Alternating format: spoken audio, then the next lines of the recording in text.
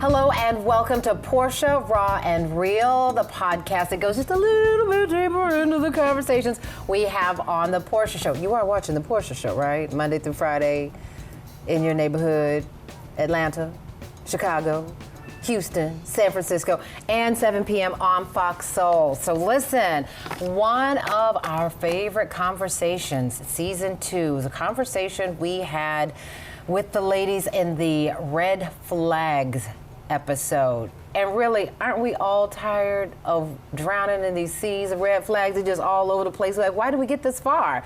It's all about accountability and our intuition. And these ladies were so candid and spoke very blunt, really, as a matter of fact, about how sometimes the red flags we missed were the ones we just said, oh, that's a red flag. I'm gonna pretend like I don't see it, right? Yeah. So joining us today, I have Dr. Akua Boateng. She is a psychotherapist, and this is what you do. You are specializing in trauma, but personal relationships, right? And having conversations about red flags, I have to imagine, comes up quite often. And then we have Stephanie Dean. You were candid enough to say, listen, I see where, I was a part of the problem here. And your conversation about accountability really, really resonated. And then we have Shar'nee Amaris. Good to see you. Good to have you back. You wrote a book, Confessions of an Ex-Wife, which was really, there's some conversation about the ex-husband, but there's really a lot more conversation about the wife. Yeah. And how the wife did not really love herself before she got married. Absolutely. Let's talk a little bit more about what that experience was like for you and how you got to the point where you were miserably depressed to writing a book to try to empower other women. So after being married for 8 months, prior to getting married, I suffered with low self-esteem. I had had a weight problem as a child, and I coined it the good Christian girl, and I felt like in this life that I was living, that if I saved myself for marriage, if I checked off all of these boxes, that I would get happily ever after. And I ignored a lot of red flags going into my marriage. Coming out of that on the other side, it was me having to heal, me having to go to therapy, me realizing that I did have low self-esteem, that I didn't think about myself well, and that I lived in a fantasy world. Let's talk about this. You had known each other 4 months before you got married. Yes. And that there is love at first sight, and then there's emotional attachment at first sight, right, Doc? Absolutely. Can we talk a little bit about the difference there? Because sometimes we just get so caught up in what feels like love, it just feels like, oh, I'm not alone anymore. Yeah. Well, love feels good, right? It makes us happy. It makes us actually physiologically happy. We get happy endorphins when we're in love, right? And so we often are seeking after love relationships that allow us to sometimes get out of the sadness that we're in or get out of the loneliness that we're in. And so when you're finding yourself attaching really quickly, right? That means that all the conversations are moving quickly. It means that we're calling each other babe and love and all of these things. So how soon is it too soon to say babe? I feel like it really depends. It really depends. But that first month, we really don't know that person. I don't know you like that. You don't. But it just sounds so good. I've heard. It just sounds good, right? It does. Stephanie, for you, I loved the part of the conversation where you talked about you not coming to your marriages fully equipped to be married. Absolutely. Tell us more. Well, I didn't love myself. I wasn't transparent and vulnerable with my partners. I had a lot of self-work to do, self-improvement, where I had to find my own identity. I had to learn who Stephanie was. I didn't love myself, so I could not love anyone else. How long were you married? Which time? The first time. The first time, about 6 years. And you married very young, too. I did. I was almost 20 years old, so 19, had a baby, and got married at 19, but close to 20, yes. And to be clear, you know, I'm never in the business of disparaging, you know, the exes in any form or fashion, but I'm wondering, did you see a pattern in from relationship to relationship in terms of the things that made you go, wait a minute, this may not be right for me?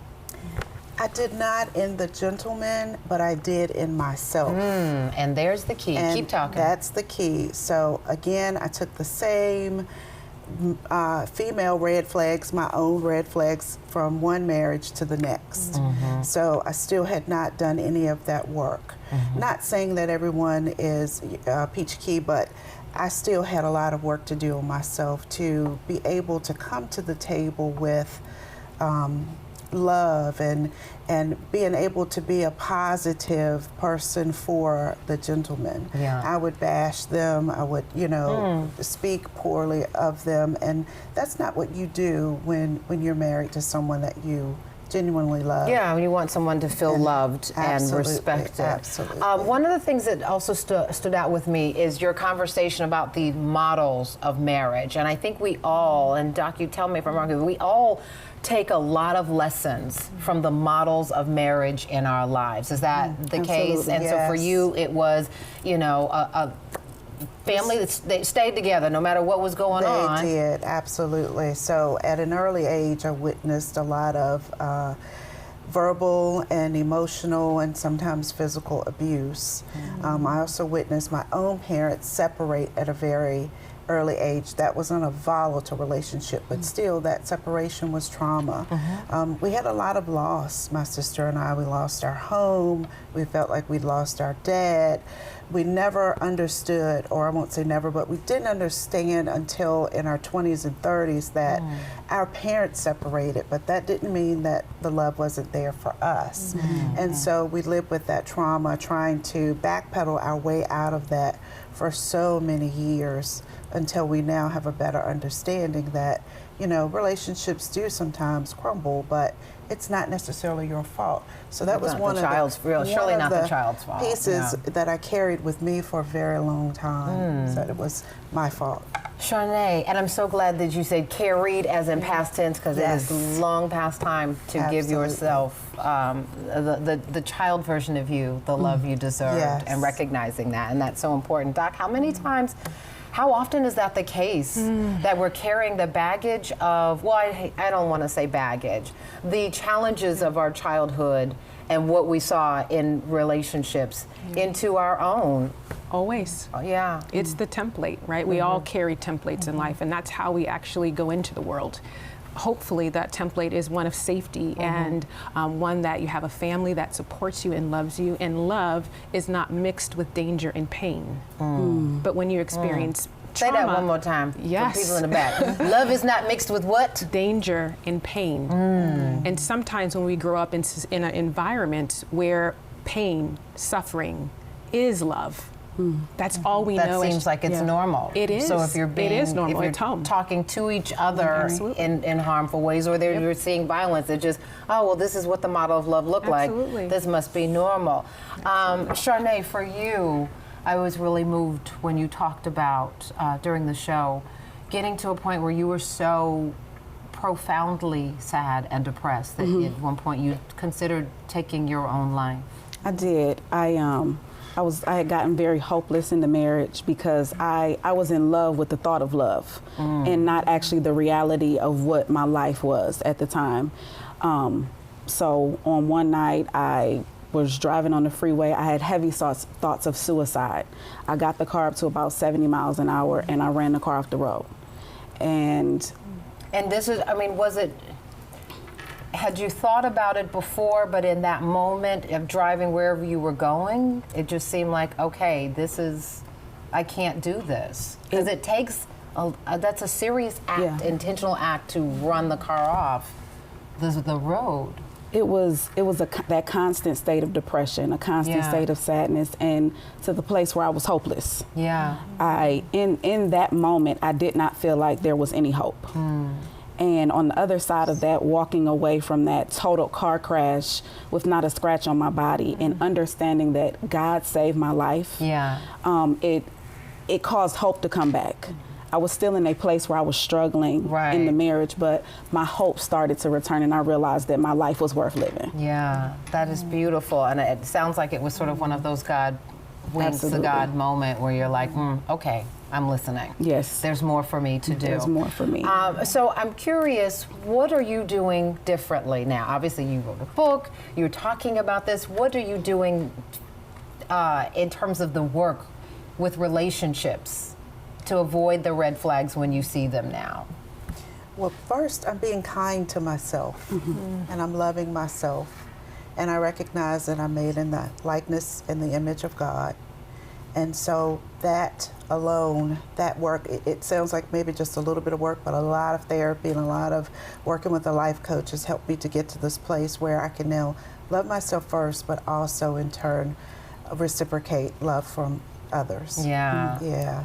Doc, she just used my favorite word, therapy. I'm here for a therapy copay, baby. Listen, why is this still, or is it still difficult for folks to recognize relationship counseling is important too, right? We're working on ourselves, but it is important to have these conversations about how we unpack love. Absolutely. I'm a big believer in relational therapy. Why is that? Because we're harmed in relationships, so we need to be healed in relationships. That's the only way that we can begin to have corrective emotional experiences is through identifying the patterns that we have. We do that through therapy. Right? And so a new world opens up for us when we're able to identify what has gone wrong and how is it still living within me. Yes. I want to say it before I forget it because I didn't take my pills today and I don't always remember things. Was that corrective emotional experiences? Tell me more. So corrective. How do we create those? Right. So again, within trauma, we are actually wired towards trauma. Our brains are wired towards that type of threat and danger. Right? And so corrective emotional experiences actually begins to rewire every part of us towards a safe and healthy dynamic. Right? It wires us to be able to look for what is actual safety look like. Right? What does it sound like? How do I know if I'm actually safe? How do I listen to my intuition? Right? It begins to literally at the cellular level reprogram who we are.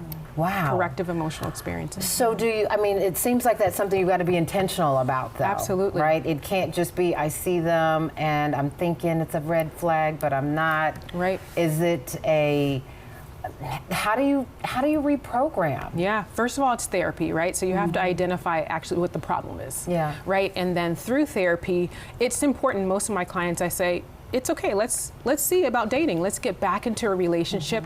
And as you are in the relationship, let's start to change things, right? When that person is speaking to you in that way and it really bothers you, let's experiment with speaking up.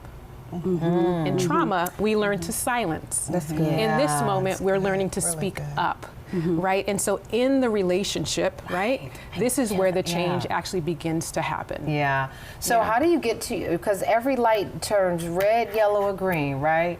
So before it got to the red, there was some yellow, right? Yes. How do you dial back when it's yellow and I don't want to keep repeating this behavior? I love this idea of speaking it up, giving it some power, right? Absolutely. Because that's how you gauge the reaction. Absolutely. But that's also it sounds like how you protect yourself. Absolutely. Tribe is number one. Talking to people that are, first of all, they're healthy. They're pursuing their own health journey, and being able to talk about the experiences you're having in dating is important. Isolation is typical with trauma. Let me pause you right there, Doc. Yes. Were either of you isolated? Absolutely. Yes. Absolutely. And so in retrospect, how did that impact how long you stayed in situations that were not, ideal for you? There were countless times that I was isolated, and not just from my partner and the relationship, but also family and friends and co-workers, just completely closed off, shut down. By design? By design. It was just the default mechanism that I would flip on anytime I was offended by anyone or anything, instead of being able to have a healthy conversation about, how I felt. just didn't have those tools and resources to. How about you, Shar'nee? The same.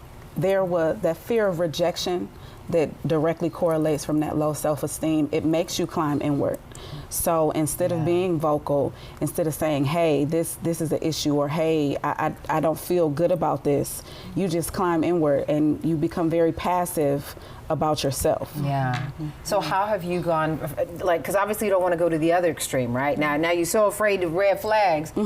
When somebody's just smiling and being nice, you're like, I'm not messing with you because you probably got a red flag in your pocket. Like, how do you not go in the other direction and sort of warm your heart and open up to, just because somebody did this does not mean that's going to happen again?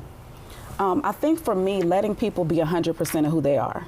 Letting people come to the table and you making an assessment.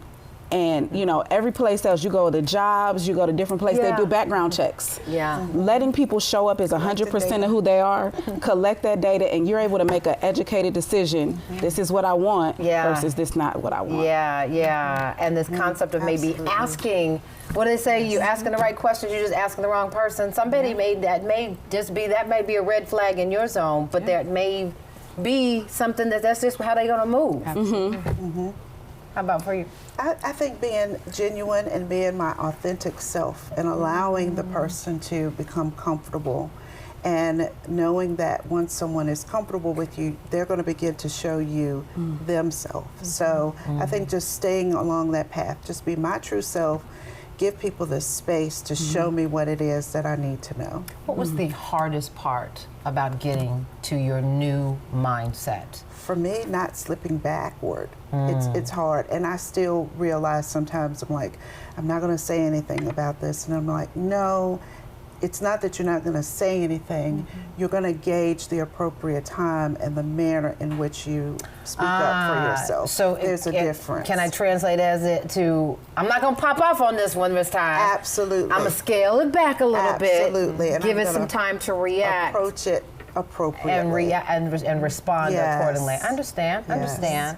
And then how about for you? I think being able to take past information and grow from it instead of just shutting down with it.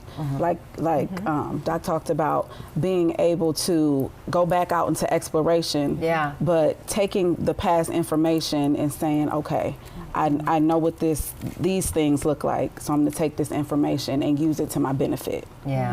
So Doc, for folks who have said, I just can't let it go, at that point you're hurting yourself, right? Like, when is it, there's no time, right? I don't want to ask it that way, but at what point do you assess, I'm healing and I deserve to give myself another shot at better judgment, at seeing and discernment?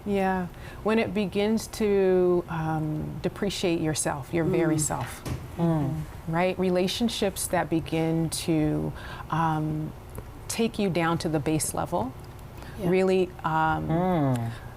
to the base level, yes, dehumanizing your presence, right?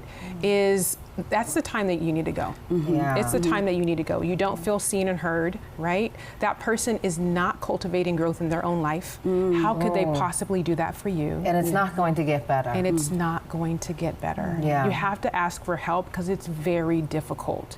People are in relationships because it's providing them something. Safety in some way, avoidance, right? Dominance. Or what the other person is getting from you. Absolutely. You pouring into and your cup is bone dry because you keep pouring thinking something is going to be fulfilling. Ladies, this has been an amazing conversation. I want our listeners to know how to find you. Shar'nee, if you would, tell folks again the title of your book and where they can find your book and you on social. So my book is Confessions of an Ex-Wife. It is available on Amazon. You can find me on social media at I am Shar'nee Amaris. You can find the podcast, Confessions of an Ex-Wife, on Facebook. And spell Shar'nee Amaris. Shar'nee Amaris. And Stephanie, how about you? Where can folks find you? I am Stephanie Thornton on Facebook, and I am Ms. Flossie to you on Instagram and TikTok. That's my favorite part. Ms. Flossie. MZFLOSSY, the number 2 and the letter U. And Dr. Akua. Yes, I'm on all social, Dr. Akua Boateng, AKUA Boateng. Okay. And that's a psychotherapist. Yes, licensed Yes, indeed, psychotherapist. licensed. All right, ladies, thank you so much. Absolutely. I appreciate your candor again. And thank you for tuning in and listening to and downloading and all the things that you do with podcasts. We appreciate you paying attention and listening to Portia Raw and Real. If you like what you heard, give us some feedback. Let us know what else you'd like us to be talking about on the Portia Show and here on the podcast. And be sure, what is it? Like, comment, subscribe, share. Just let folks know that we're out here talking about the issues that impact all of us. All right, we'll look forward to seeing you on the next episode of Portia. Take care now.